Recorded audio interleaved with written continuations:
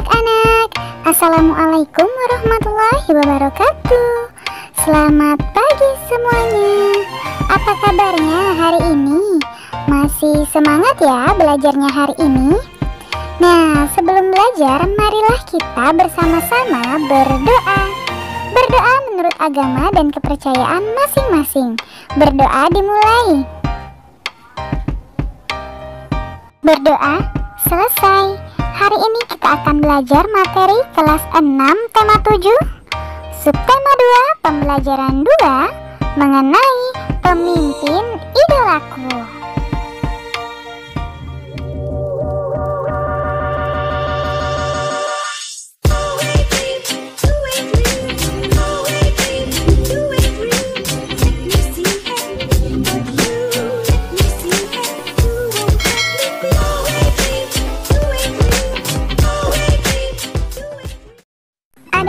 Tujuan pembelajaran kita hari ini yaitu yang pertama, mengetahui informasi dari teks bacaan, yang kedua, mengetahui tari daerah Nusantara, dan yang ketiga, mengetahui cara menjaga kesehatan reproduksi. Nah, hari ini kita masuk pada pembelajaran kedua ya. Apakah kamu pernah mendengar nama Bagong Kussuadiardja? Siapa itu? Beliau adalah seorang tokoh seni dari Jawa. Beliau mempunyai sanggar tari di Yogyakarta. Beliau menciptakan banyak karya tari. Beliau juga memimpin pertunjukan tari. Nah, sekarang ayo mengamati. Lihatlah gambar ini. Lalu kita membaca dengan judul Bagong Kussuadiardja. Bapak Bagong Kussuadiardja merupakan seorang seniman serba bisa. Beliau lahir di Yogyakarta pada 9 Oktober 1928. Beliau sempat menimba ilmu di Akademi Seni Rupa Indonesia atau ASRI Yogyakarta pada 1954. Pada 1957, beliau belajar koreografi dari tokoh tari modern Martha Graham di New York, Amerika Serikat. Pak Bagong merintis karir di dunia seni sebagai penari Jawa klasik. Setelah belajar di sekolah tari Credo Bekso Wiromo, pimpinan Pangeran Tejokusumo. Nah, berikut ini adalah gambar Pak Bagong Kussuadiardja. Lihatlah baik-baik gambar beliau. Sangat gagah bukan? Selama bertahun-tahun menimba ilmu, Pak Bagong berkembang menjadi sosok yang selalu berkreasi. Banyak ide yang diwujudkan dalam bentuk tari-tari klasik. Bahkan di mata seniman Indonesia, Pak Bagong dijuluki sebagai begawan seni. Maklum, selain menekuni dunia tari, puisi, seni lukis, dan seni patung, Pak Bagong juga aktif merintis seni batik kontemporer. Nah, pada 5 Maret 1958, Pak Bagong mendirikan Pusat Pelatihan Tari Bagong Kussuadiardja. Tepat 20 tahun kemudian, ia membangun padepokan seni yang ruang lingkupnya lebih luas, mencakup tari, ketoprak, karawitan, dan sinden. Sejumlah karyanya juga pernah dipentaskan di beberapa negara. Atas kesetiaan terhadap dunia seni, Pak Bagong mendapat anugerah karya Cipta Putra Bangsa dan penghargaan dari Sri Paus Paulus VI. Namun pada Selasa 15 Juni 2004, Pak Bagong Kussuadiardja meninggal dunia. Jenazah koreografer kondang berusia 76 tahun ini disemayamkan di Padepokan Tari Bagong Kussuadiardja dan dikebumikan di Dusun Sembungan, Gunung Sempu, Kasihan, Kabupaten Bantul. Nah, sekarang ayo menulis. Kamu telah membaca teks Bagong Kussuadiardja. Sekarang kerjakan tugas berikut. Tuliskan informasi-informasi penting mengenai Pak Bagong Kussuadiardja dari teks bacaan Bagong Kussuadiardja. Gunakan kosakata baku ya. Yang pertama, Pak Bagong Kussuadiardja, seorang seniman serba bisa, lahir di Yogyakarta 9 Oktober 1928. Yang kedua, belajar di Akademi Seni Rupa Indonesia atau ASRI tahun 1954. Belajar koreografer dari Martha Graham di New York, Amerika Serikat. Belajar tari klasik di Sekolah Tari Credo Bekso Wiromo. Lalu tanggal 5 Maret 1958 mendirikan Pusat Pelatihan Tari Bagong Kuswadiarjo. Mendapat anugerah karya Cipta Putra Bangsa dan penghargaan dari Sri Paus Paulus VI. Yang kelima, meninggal pada tanggal 15 Juni 2004. Lalu yang kedua, carilah informasi mengenai judul-judul karya tari ciptaan Pak Bagong Kuswadiarjo. Yang pertama, Layang-Layang tahun 1954, Kebangkitan dan Kelahiran Isa Almasih tahun 1968, Bedaya Gendeng, Yapong, Wira Pertiwi, Satria Tangguh 1968, Batik, Keris, dan Reok. Untuk nomor 3, silakan kalian diskusikan bersama orang tuamu ya. Kerjakan tugas di atas bersama kelompokmu. Jika sudah selesai, presentasikan di depan kelompok-kelompok lain dan bapak atau ibu gurumu.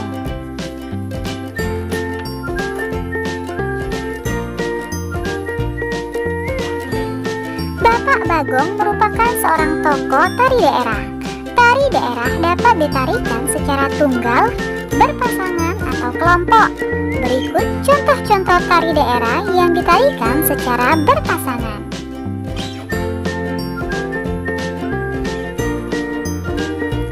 Ayo mengamati. Bacalah teks berikut. Judulnya Tari Daerah Berpasangan. Terdapat berbagai jenis tari di Indonesia. Ada tari daerah dan ada pula tari kreasi modern. Berdasarkan banyaknya penari yang menarikan, ada tari tunggal, tari berpasangan, dan tari kelompok. Berikut beberapa contoh tari daerah berpasangan. Yang pertama ada tari piring. Tari piring merupakan tarian yang berasal dari daerah Minangkabau, Sumatera Barat. Pada zaman dahulu, tari piring dipentaskan pada saat panen sebagai ungkapan rasa gembira dan syukur. Sesuai perkembangan zaman, saat ini tari piring dipentaskan pada acara-acara penting, seperti acara pernikahan. Tari piring dibawakan dalam bentuk tari berpasangan putra dan putri yang terdapat dalam sebuah kelompok pementasan. Lalu yang kedua ada tari serampang 12. Tari serampang 12 merupakan tari yang terkenal di daerah Melayu, seperti daerah Sumatera Utara atau Melayu Deli, Sumatera Barat, Ranah Minang, dan Riau Pekanbaru. Tari serampang 12 merupakan tari pergaulan yang ditarikan secara berpasangan sejenis atau putra dengan putri. Tari serampang 12 diciptakan oleh Sauti pada tahun 1940-an. Tari serampang 12 terdiri atas 12 pola gerak, pola edar, dan tata urutan yang didasari oleh gerakan yang ada dalam tari Melayu, seperti tari Mainang, tari Ronggeng Melayu, dan tari Zapin.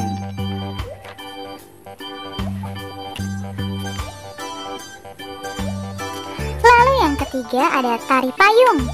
Tari payung merupakan tari pergaulan yang dibawakan secara berpasangan. Tarian ini dibawakan oleh sepasang muda-mudi dan menggunakan perlengkapan payung. Payung lebih banyak digunakan oleh penari laki-laki, sedangkan penari wanita mengekspresikan gerakannya dengan permainan selendang.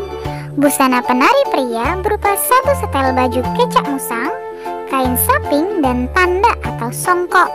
Busana penari wanita meliputi satu setel kebaya labu, kain songket, ikat pinggang, dan selendang. Lalu yang keempat ada tari legong. Tari legong dimainkan oleh dua orang penari perempuan. Oleh karena merupakan tarian ritual persembahan, legong dahulunya hanya boleh ditarikan oleh gadis yang belum pernah menstruasi. Namun, seiring pergeseran fungsinya, sekarang sebagai media hiburan, aturan tersebut sudah ditinggalkan. Penari legong selalu membawa kipas sebagai alat bantu. Lalu yang kelima ada tari jangar. Tari jangar merupakan tari tradisional asal Bali dan dipentaskan oleh 10 orang yang terdiri atas pasangan muda-mudi. 5 penari pria disebut kecak dan 5 penari wanita disebut janger. Para penari menari sambil menyanyikan lagu janger secara bersahut-sahutan. Tarian ini mengangkat kisah atau drama tentang Arjuna Wiwaha, Sunda Upasada, dan lain sebagainya. Meski tidak sepopuler tari kecak atau tari pendek, tarian ini sebetulnya memiliki makna yang mendalam. Lalu yang selanjutnya ada tari ketuk tilu. Tari ketuk tilu merupakan salah satu tari tradisional Jawa Barat. Tari ketuk tilu menjadi cikal bakal lahirnya tari Jaipong Karawang. Tarian ini dipentaskan oleh penari-penari wanita dengan gerakan dinamis dan saling mengisi. Gerakan yang dilakukan penari ketuk tilu diantaranya goyang pinggul, pencak muncit, getuk, dan geol. Nama ketuk tilu berasal dari bunyi tabuhan 3 buah bonang yang menjadi musik pengiringnya. Kendati cukup terkenal di masa silam, saat ini kepopuleran tari ketuk tilu justru kalah jika dibandingkan dengan tari Jaipong.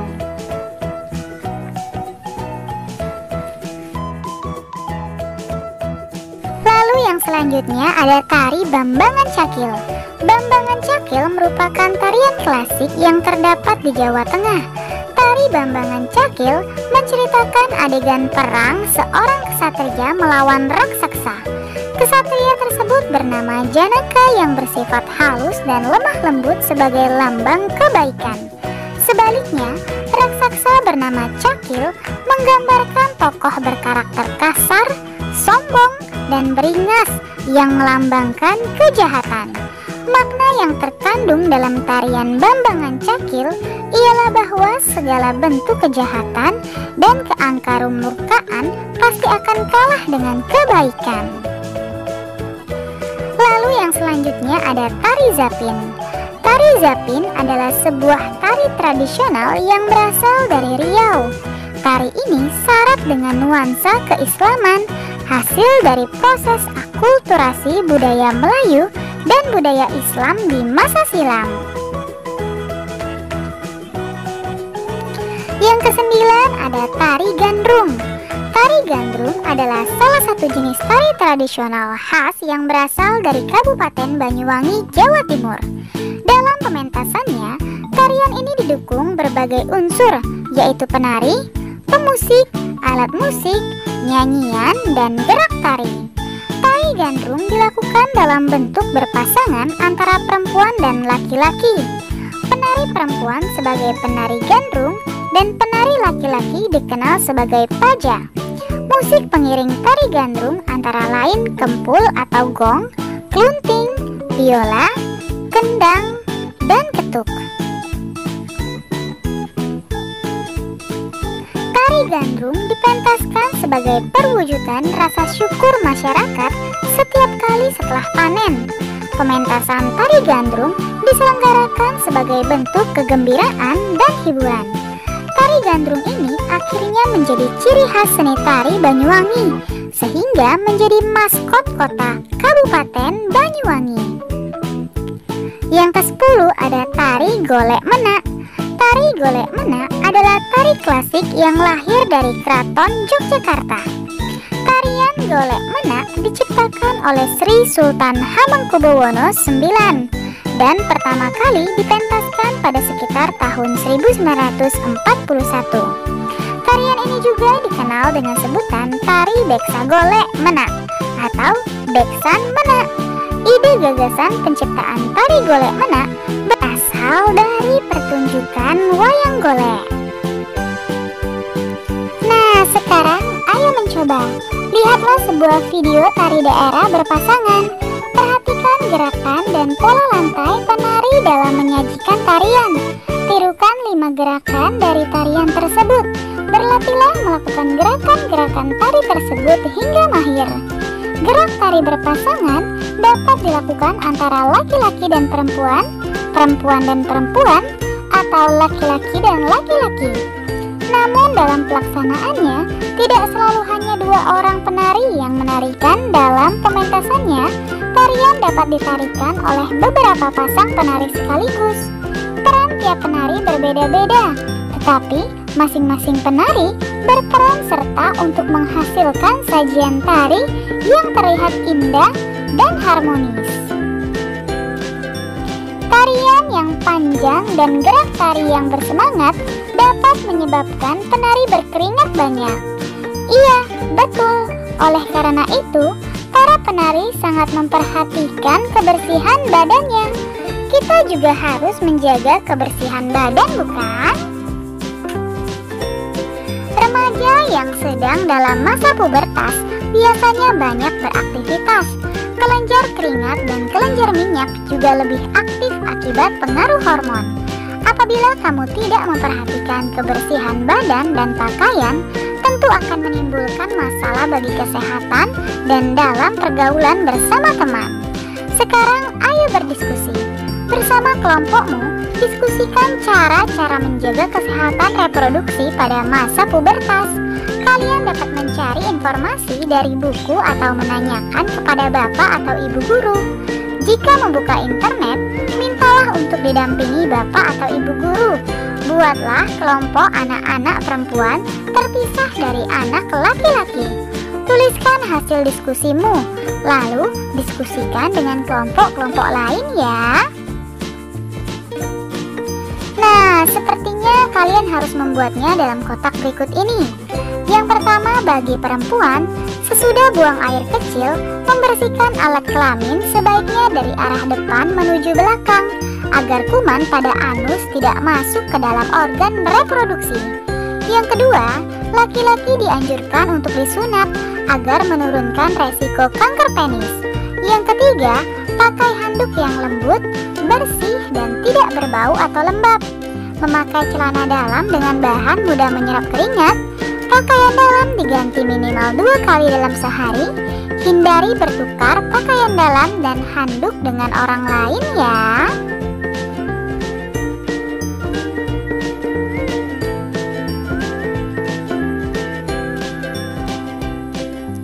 Nah, sekarang ayo berkreasi.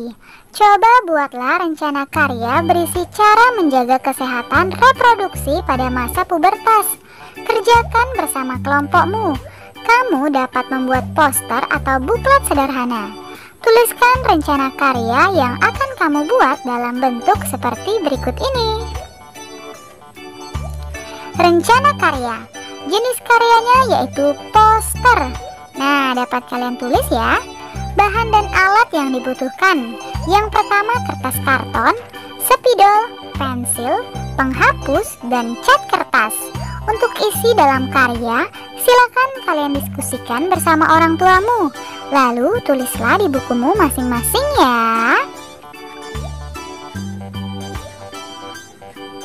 Sekarang ayo renungkan. Hari ini saya belajar tentang. Silakan kalian tulis apa saja yang kalian pelajari hari ini. Untuk kerjasama dengan orang tua, tuliskan pengalamanmu saat menonton pertunjukan tari daerah bersama orang tuamu. Misalnya, pengalamanku saat menonton pertunjukan tari daerah adalah. Silakan kalian isi ya, diskusikan bersama orang tuamu. Tetap semangat dan terus belajar. Terima kasih, kalian sudah menyelesaikan materi hari ini dengan baik. Kamu memang anak pintar. Ayah bunda, terima kasih ya sudah mendampingi Ananda hari ini. Semoga Ananda memahami materi pembelajaran hari ini dengan baik. Jangan lupa untuk membereskan perlengkapan belajar. Berterima kasihlah kepada kedua orang tua, serta berdoalah setelah belajar. Terima kasih. Sampai bertemu di materi selanjutnya. Dadah. Wassalamualaikum warahmatullahi wabarakatuh.